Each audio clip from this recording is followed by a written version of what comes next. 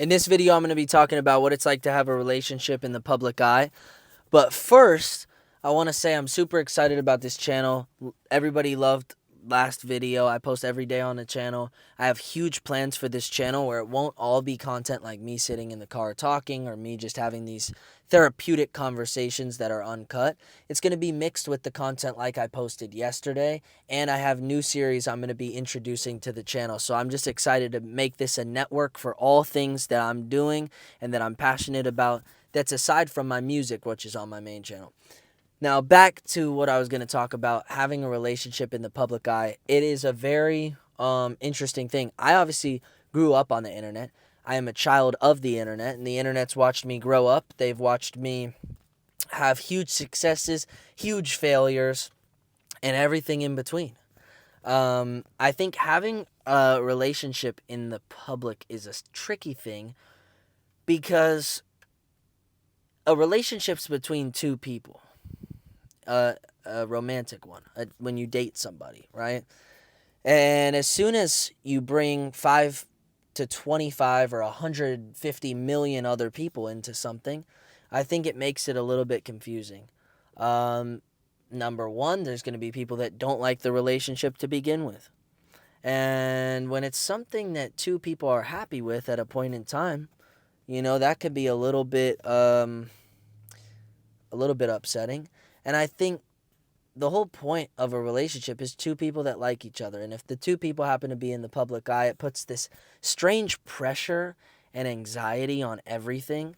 And I think I've learned a lot from being in public relationships before.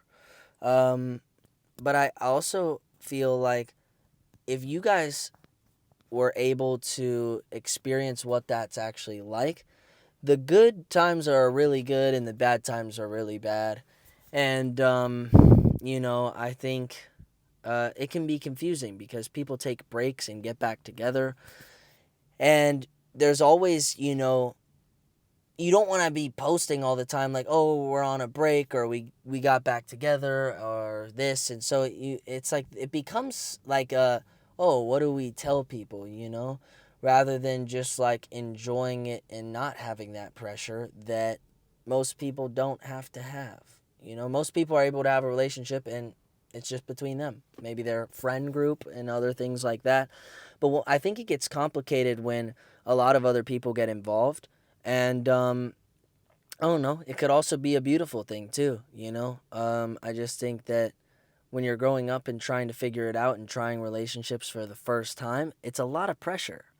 And you know, when I see all these celebrity couples now, I just understand that, like, okay, some people are really good about keeping their private life private. And just in general, I think it's a good conversation where, I didn't even know, like, Lil Yachty had a kid until I watched an interview where he said that he does, but he likes to keep that private. And I really respect that, And then there's other people like Logan Paul who publicize it. And I think it's just a preference, but I also think that, different things come with each decision that you make. So if you choose to publicize it, everyone's going to be trying to keep up with whatever you made public, and whatever you keep private, no one knows.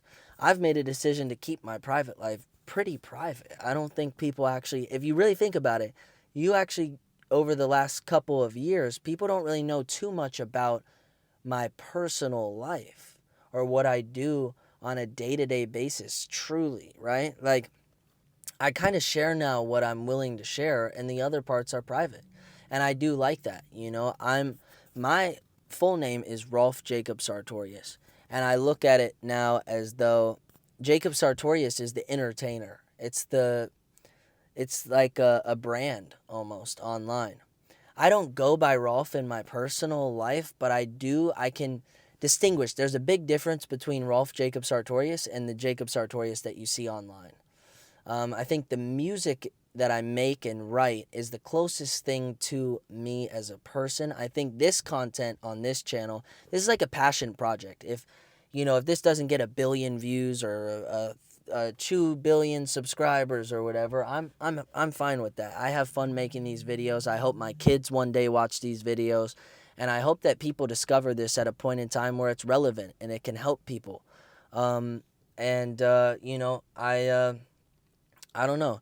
I do think I don't know why I got onto this subject, but yeah, I don't know. What was I gonna say? I don't know. People have probably already clicked off the video.